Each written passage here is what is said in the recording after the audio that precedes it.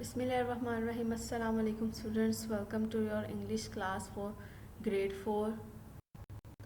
This is the part B of the video notebook work. Now students, open your English A notebook. Students, you start writing with date, day and classwork. You write poem, my doves, topic name, dictation words. Arms, seas, queen, layer, lure, strew, feather, shyest, gleaming, twinkle. Students, for the next topic, you again write date, classwork, day, poem, my doves, topic name, words, meanings. Alms, money given to the poor, khairat. Seas, stop, रोकना. Lure, tempting someone, धोखा देना या फुसलाना. Strew, to spread, बिखेरना. Uproar, noisy distance, हंगामा. Twinkling, shining, चमकना. For the next topic, you again write date, classwork, day, poem, my doves, topic name, question answers. Where do the doves come every day? कबूतर जो हैं वो हर रोज़ कहाँ आते हैं? Every day the doves come to the roof opposite to the poet's window and sometimes to her window ledge. हर रोज़ जो है वो कबूतर शायर की जो विंडो है उसके जो सामने जो छत है उधर आते हैं और यह बाज़-औक़ात उसकी जो है खिड़की पे भी आते हैं. How are the doves described in the poem? कबूतरों को पोइम में है वो कैसे बयान किया गया है? The doves are described as having shining necks, snowy feather, little rosy, dripping feet, twinkling eyes and fluttering wings. They have cooing voices which are low and sweet. कबूतरों के बारे में शायर ने बताया गया कि उनकी जो गर्दन है वो चमकदार है, उनके जो वो हैं पर हैं वो स्नोई है, मतलब बर्फ़ की तरह दिखते हैं. उनके जो है पाँव हैं वो छोटे छोटे गुलाब की तरह दिखते हैं. उनकी आँखें चमकती हैं, ट्विंकल करती हैं तारों की तरह. और उनके विंग्स जो हैं पर जो हैं वो फ्लटरिंग करते हैं, मतलब फड़फड़ाते हैं. उनकी आवाज़ जो है वो बहुत ही आस्था और जो है वो मीठी है. Is the poet happy to see the doves? क्या शायर कबूतरों को देख कर खुश होता है? The poet is happy to see the doves because she watches them daily. She also says that they feel her love. जो है पोइट जो है शायरा जो है वो बहुत ज़्यादा खुश होती है उनको देख के, क्योंकि वो उन्हें रोज़ाना देखती है. वो कहती है कि वो उनके लिए अपना प्यार जो है वो महसूस करती है. How does the poet get the doves to sit on her window latch? The poet gets the doves to sit on her window latch by placing crumbs of bread on it. अब वो poet जो है वो कबूतरों को अपने window पर कैसे लेके आती है? वो ब्रेड्स के जो क्रम्स हैं, चूरा जो है वो रखती है, तो वो उसकी जो है वो विंडोज़ पर. Now students, open your book page number 82. Match column, match the adjective in column A with the nouns in column B. Adjectives आपने पढ़ा है स्टूडेंट्स के. एडजेक्टिव किसी भी चीज़ की कोई भी खूबी होती है, ठीक है. और आपको इस खूबी कॉलम ए में खूबियाँ दी गई हैं और आपको कॉलम बी में नाउन्स दे के आप उनके साथ मिलाने हैं. मैंने यहाँ पर कॉलम बी में आंसर्स लिखे हैं, लेकिन स्टूडेंट्स आप बुक में इनको मैच करेंगे.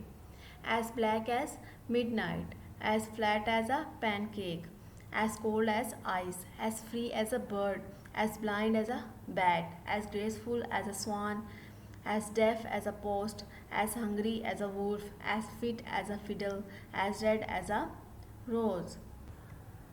Now students, open your English B notebook. In English B notebook, you again write date, classwork and day, topic and topic name, punctuation marks. Punctuation marks, सबसे पहले हमको इंग्लिश का कोई भी पैराग्राफ लिखते हैं तो उसके अंदर बहुत सारे हमारे पास मार्क्स यूज़ होते हैं, जैसे कि फुल स्टॉप, कोमा या exclamation marks, mark, question mark, इस तरह के बहुत सारे मार्क्स. तो आज हम उनके बारे में पढ़ेंगे. सबसे पहले आज था full stop. It shows the meaning of the last sentence end here. For example, Sana is a girl, she is tall. Full stop जो है आप किसी भी सेंटेंस को जब ख़त्म करते हैं उसको उसके एंड पे डालते हैं और इसका मतलब होता है कि ये सेंटेंस यहाँ पर ख़त्म हो गया है. जैसे कि एग्जांपल दी गई हुई है, सना इज़ अ गर्ल, यहाँ पे ये सेंटेंस ख़त्म हो गया तो यहाँ पे हमने फुल स्टॉप डाल दिया. शी इज़ अ टॉल, वो लंबी है, तो यहाँ पे भी सेंटेंस ख़त्म हो गया और हमने फुल स्टॉप डाल दिया। नेक्स्ट है comma. A comma is a punctuation mark that separates words, ideas और phrase within a sentence. It also used to indicate a pause in a sentence. For example Nida Aliya and Sana sister no she will not go. अब comma जो है हम कोई भी words को separate कर रहे हो, दो वर्ड्स को या नेम्स को या नाउन्स को, ज़्यादातर हम नेम्स को सेपरेट करते हैं, जैसे कि नीचे एग्जाम्पल में दिया गया है नादिर आलिया, इन दोनों को आपने सेपरेट किया हुआ है तो इस वजह से दरमियान में आपने कोमा डाल दिया है, यानी कि एक वर्ड नहीं है इसमें कोमा आ रहा है, यानी कि पॉज आ रहा है। कोमा का जो साइन है वो हम पॉज के लिए भी इस्तेमाल करते हैं। जैसे कि नेक्स्ट एग्जांपल में दिया गया है no she will not go, नहीं वो नहीं जाएगी। नेक्स्ट जो मार्क है वो हमारे पास है apostrophe. Apostrophe is a punctuation mark used to show possessions और to show the omission of letter. अब एपोस्ट्रॉफी जो उल्टा कोमा होता है ऊपर की तरफ, ठीक है। हम अगर इंग्लिश की कॉपी में अगर इसको 4 लाइन्स वाली में लिखेंगे तो आप ऊपर वाली जो फर्स्ट लाइन होती है उसके फर्स्ट और सेकंड लाइन के दरमियान में डालेंगे, ठीक है। ये हम किसी भी चीज़ की मलकियत ज़ाहिर करने के लिए, जैसे कि आपको एग्जांपल में दिया गया है सारास बुक, यानी कि सारा की किताब। अब मलकियत ज़ाहिर की किताब जो है वो सारा की है, तो हमने सारा के साथ अपोस्ट्रॉफी एस लगा दी, इसका मतलब है कि बुक ये सारा की है। या हम कोई भी लेटर्स कोई भी वर्ड में से जब लेटर निकाल देते हैं, जैसे कि हम कैन नॉट को शॉर्ट फॉर्म में कांट लिखते हैं, जैसे CAN एपोस्ट्रॉफी T, हमने जो है एक N और एक O निकाल दिया है, तो इसके दरमियान भी हम एपोस्ट्रॉफी यूज़ करेंगे। उसके बाद आते हैं इन्वर्टेड कोमास, यानी कि आप कोमा जो डलते हैं आपके दो दो ऊपर।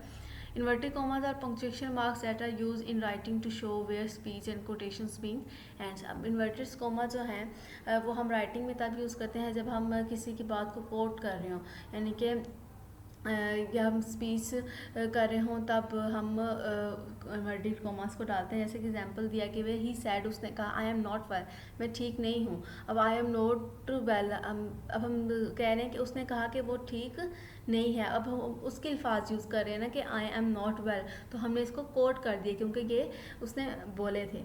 शी सैड टू हर, उसने कहा उसने उससे कहा आई एम गोइंग में जा रही हूँ। अब आई एम गोइंग ये भी आपने कोट किया लफ्ज़ किसी दूसरे बंदे का, तो आपने इसको इन्वर्टेड कोमास में लिख दिया। नेक्स्ट आपके पास आ जाता है क्वेश्चन मार्क। क्वेश्चन मार्क्स को सभी जानते हैं, हम कोई क्वेश्चंस कर रहे हो या क्वेश्चन पूछ रहे हो तो हम उसके एंड पे क्या लगा देते हैं, क्वेश्चन मार्क। जैसे कि वे जो आपकी बुक कहाँ है, इसके एंड में क्वेश्चन मार्क लगा दिया। इज शी लिविंग, क्या वो